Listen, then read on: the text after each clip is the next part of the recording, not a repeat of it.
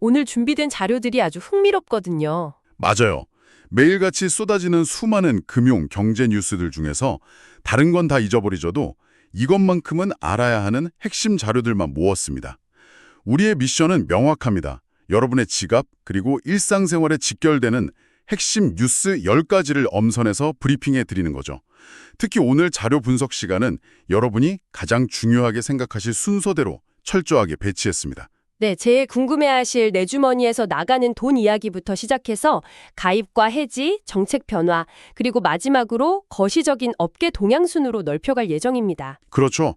오늘 다룰 자료들은 단순한 사실이나 수치의 나열이 결코 아닙니다. 사실 여기서 정말 중요한 것은 맥락을 짚어내는 거잖아요.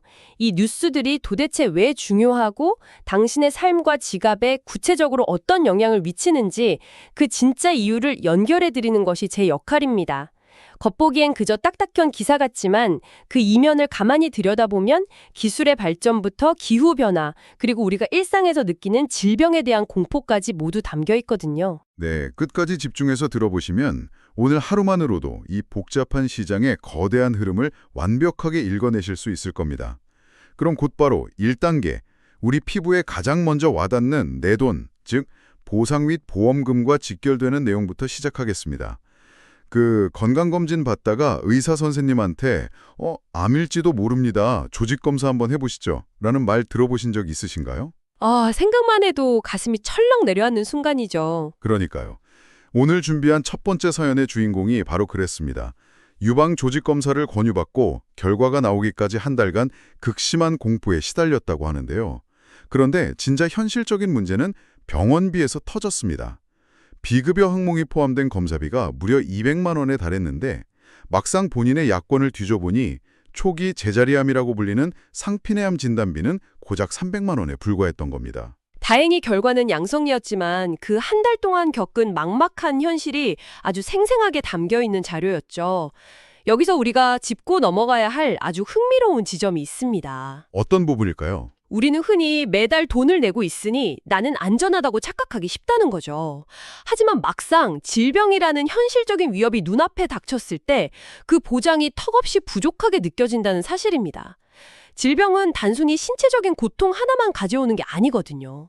방금 사연처럼 수백만 원에 달하는 비싼 검사비라는 경제적 타격, 그리고 결과가 나올 때까지 일상생활을 마비시키는 심리적 공포가 삼중고로 덮쳐오니까요. 맞습니다.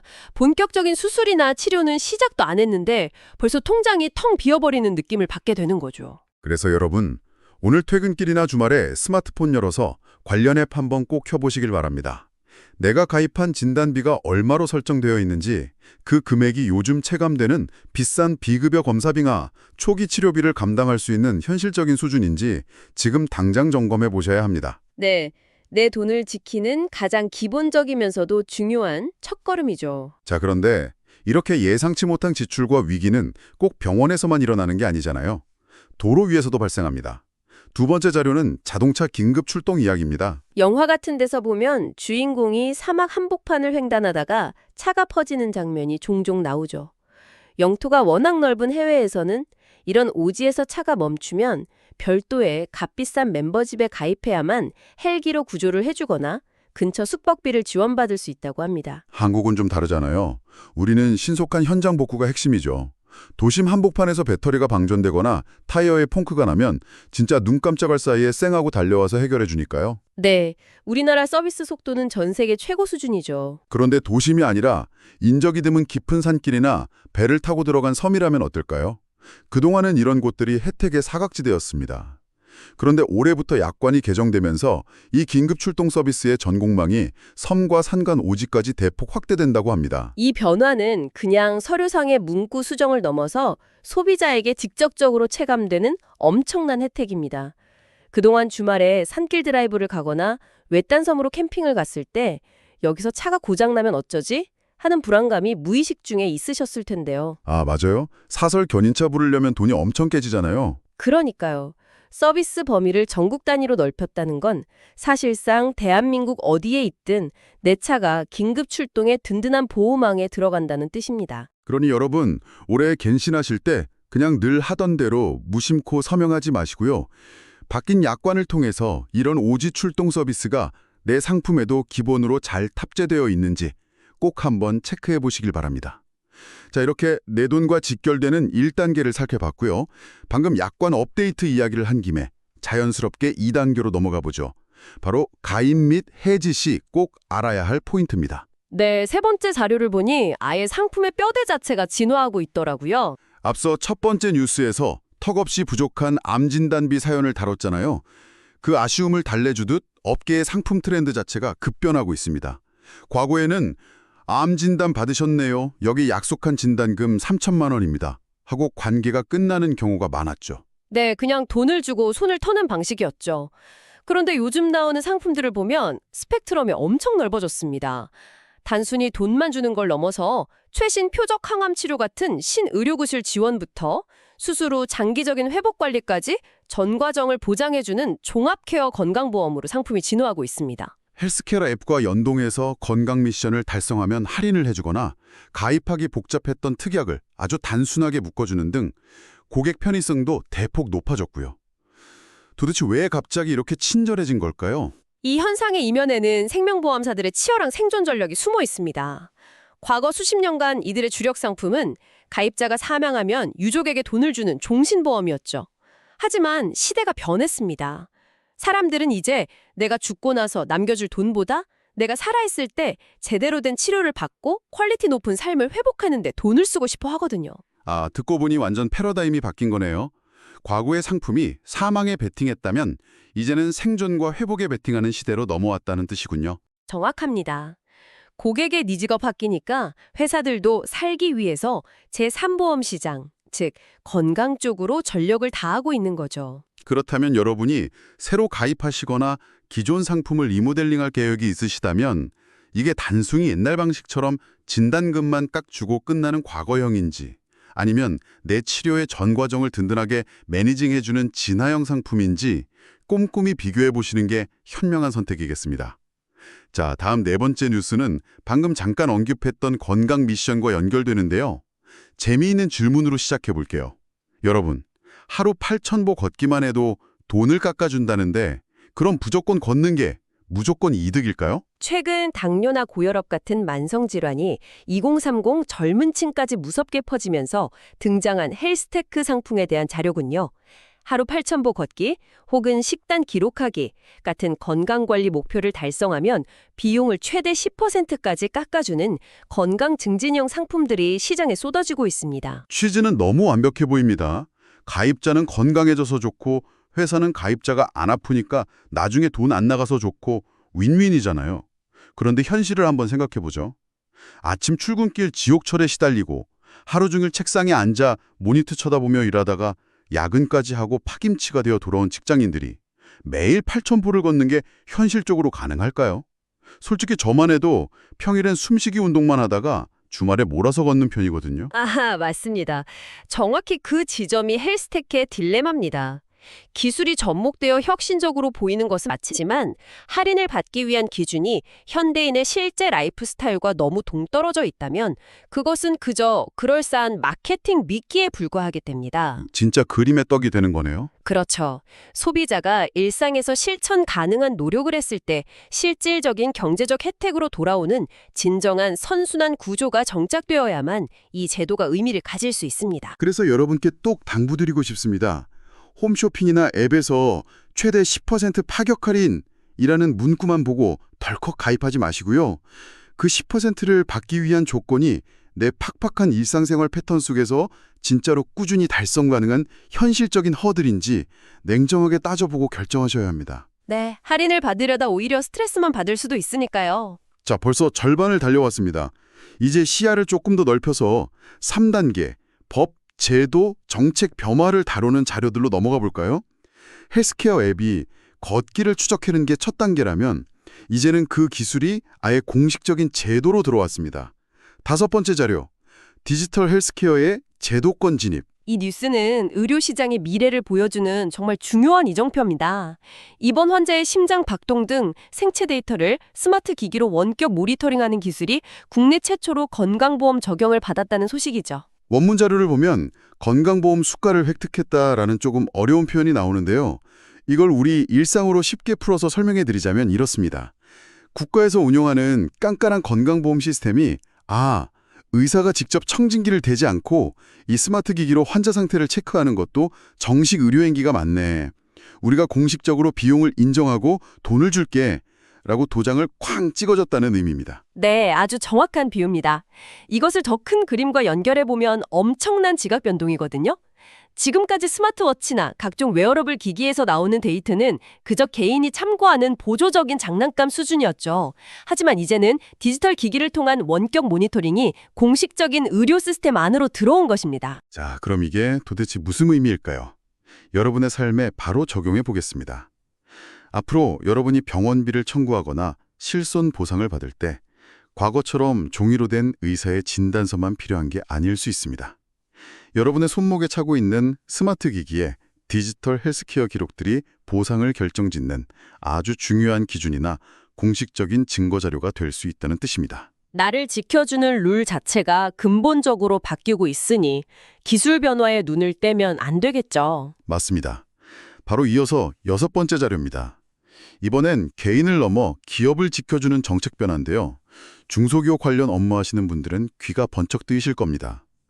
중소기업 핵심 기술 보호를 위한 정책 보험이 대폭 확대된다고 합니다. 중소기업이 피땀 흘려 개발한 핵심 기술을 누군가 악의적으로 빼돌렸을 때 소송을 해야 하잖아요.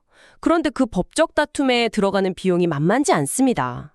자금력이 부족한 중소기업은 억울해도 속수무책으로 당하는 경우가 비일비재했죠. 네, 기술 유출로 피눈물 흘리던 대표님들에게는 단비 같은 소식입니다. 이 정책 상품에 가입하면 국내외 기술 침해 소송이 발생했을 때 최대 5천만 원의 소송비를 지원해 줍니다. 게다가 더 놀라운 건 매달 내는 비용의 무려 70에서 80%를 국가가 대신 대준다는 거죠. 정말 파격적인 지원이네요. 그런데 한편으로는 이런 현실적인 의문도 듭니다.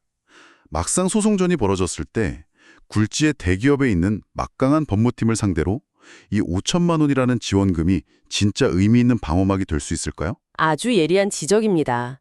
형식적으로 대형 소송의 전체 비용을 커버하기엔 부족할 수 있습니다. 하지만 보안 인프라가 취약하고 당장 변호사 선임할 수백만 원조차 부담스러운 영세한 법인들에게는 이 정책이 사실상 아예 포기하느냐 아니면 싸워볼 시작점이라도 만드느냐를 가르는 훌륭한 1차 안전장치 역할을 합니다. 큰 경제적 부담 없이 최소한의 법적 보호망을 갖출 수 있다는데 의의가 있다는 거군요. 네, 시작할 수 있는 무기를 쥐어준다는 점에서 아주 긍정적인 변화입니다. 그렇군요. 여러분 중 혹시 본인이 중소기업을 운영하시거나 관련 기획, 재무 업무를 맡고 계신다면 이 정보는 반드시 메모해 두셔야 합니다. 국가가 80% 가까이 지원해주는 이 정책, 우리 회사도 가입 조건이 되는지 내일 당장 출근하셔서 챙겨보시길 바랍니다. 자, 어느덧 마지막 4단계, 업계 동향 및 거시적 시각 파트입니다. 7번째 뉴스는 스케일이 확 커집니다. 방금 전에는 국가가 방어막이 되어준다는 이야기였는데 글로벌 단위에서는 그 방어막이 갈기갈기 찢어지고 있다고 하네요.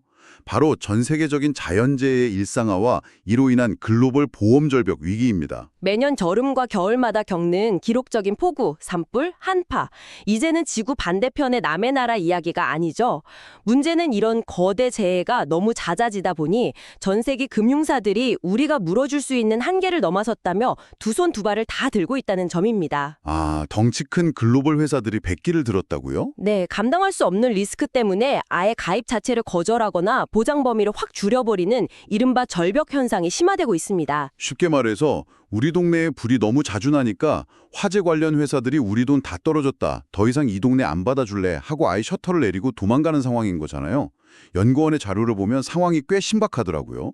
이제는 일개 사기업이 감당할 수준이 아니라는 거죠. 그렇습니다. 그래서 이제는 국가와 민간이 원팀을 이루어 협력하지 않으면 이 거대한 기후 리스크를 막아낼 수 없다는 분석이 지배적입니다. 국가가 거대 재해에 대한 재보험 풀을 만들고 민간이 그 안에서 역할을 분담하는 식의 구조 개편이 시급합니다. 이게 참 뉴스에서 기후위기라고 하면 그냥 빙하가 녹나보다 하고 넘기기 쉬운데 결국 자본시장에서 돈줄이 끊긴다는 건 우리 현실의 직격탄이란 소리잖아요. 맞아요. 가장 차갑고 이성적인 금융시장이 제일 먼저 기후위기에 백기를 들었다는 사실 자체가 엄청난 경고입니다. 여러분, 이건 결국 우리와 동떨어진 거시경제만의 이야기가 아닙니다. 기후변화로 인해 글로벌 재해 리스크가 커지면 결국 한국에 있는 우리 집 화재나 혹은 아파트 누수 보장 같은 재산 관련 상품의 가격이 껑충 오르거나 예전처럼 든든하게 보장받지 못하는 상황이 올 수 있습니다. 네, 장기적인 관점에서 우리 집의 물리적 리스크 대비가 잘 되어 있는지 한 번쯤 진지하게 점검해 볼 시점이죠. 이어서 8번째 뉴스는 방금 다룬 외부의 위기가 아니라 업계 내부의 뼈아픈 속사정입니다. 제목이 많이 팔아도 안 남는다. 재산보험 마진 축소입니다. 앞서 세 번째 자료에서 생명보험사들이 건강보험, 즉 제3보험 시장에 사활을 걸고 패러다임을 바꿨다고 말씀드렸죠. 실제로 엄청나게 팔아치웠습니다. 그런데 정작 계약 하나당 남는 미래의 진짜 이익, 전문 용어로는 CSM이라고 부르는 지표가 뚝뚝 떨어지는 기현상이 발생하고 있습니다. 잠깐만요. 상식적으로 물건을 많이 팔았으면 이윤이 남아야 하는 거잖아요.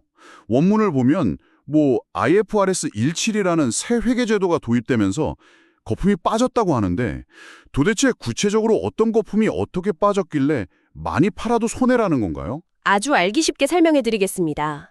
과거의 회계 방식에서는 회사가 가입자에게서 받은 돈 중 나중에 질병에 걸렸을 때 돌려줘야 할 부채 성격의 돈까지 뭉뚱그려서 마치 현재의 이익인 것처럼 예쁘게 포장할 수 있었습니다. 아, 나중에 돌려줄 돈인데 당장 내 주머니에 있다고 내 돈이라고 우겼다는 거네요. 네, 비슷합니다. 그런데 새롭고 투명한 규칙이 도입되면서 나중에 줄 돈은 빼고 당장 계약 하나에서 발생하는 미래의 진짜 마진율만 계산해라고 기준이 바뀐 거죠. 아하, 겉보기엔 화려했는데 엑스레이를 찍어보니 뼈대가 부실했다는 거군요. 맞습니다.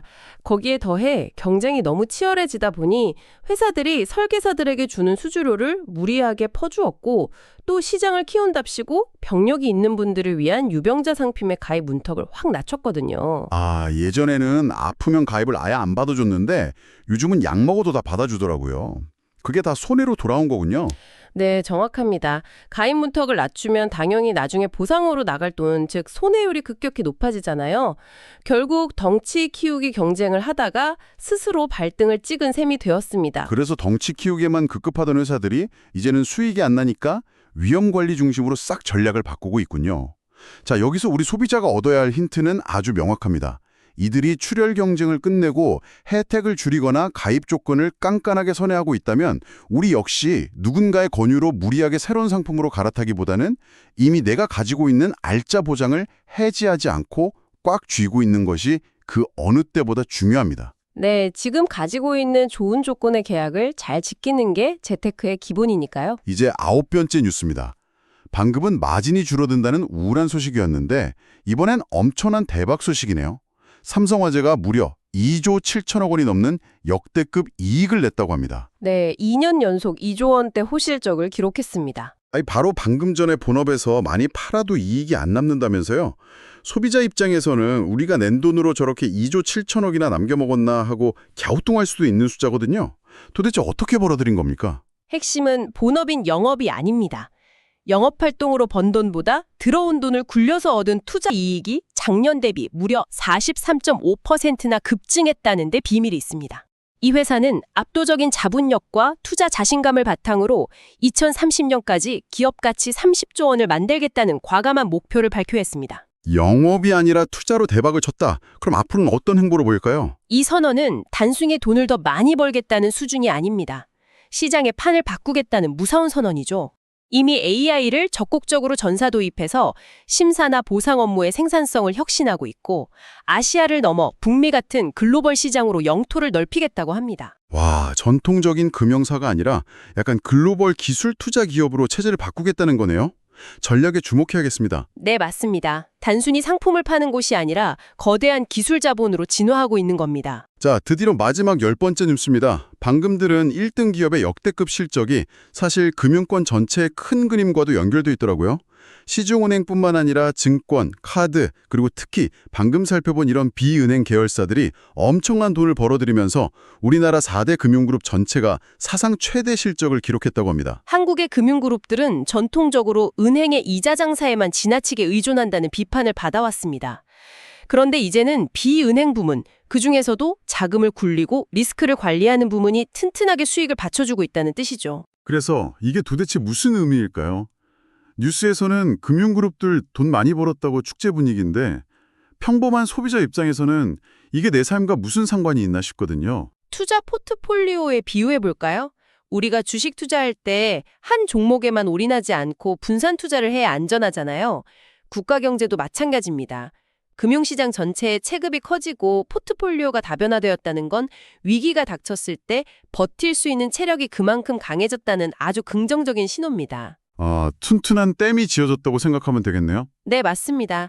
내가 월급을 맡긴 은행, 내가 매달 돈을 붓는 금융사들이 튼튼해졌다는 건 최악의 불황이 와도 내 자산을 지켜줄 수 있는 방어력이 높아졌다는 안도감을 주니까요. 자, 이렇게 해서 우리가 오늘 준비한 핵심 자료 10가지를 모두 파헤쳐 보았습니다. 여러분 어떠셨나요?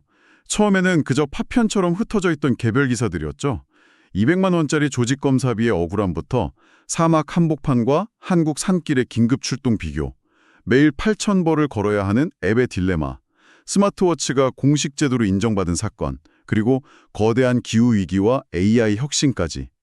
하지만 이 이야기들 하나로 엮어보니 거대한 흐름이 보이실 겁니다. 네, 기술의 발전과 환경의 변화가 결국 우리의 지갑과 일상을 지키는 안전망을 어떻게 근본적으로 재설계하고 있는가 하는 점이죠. 동의합니다.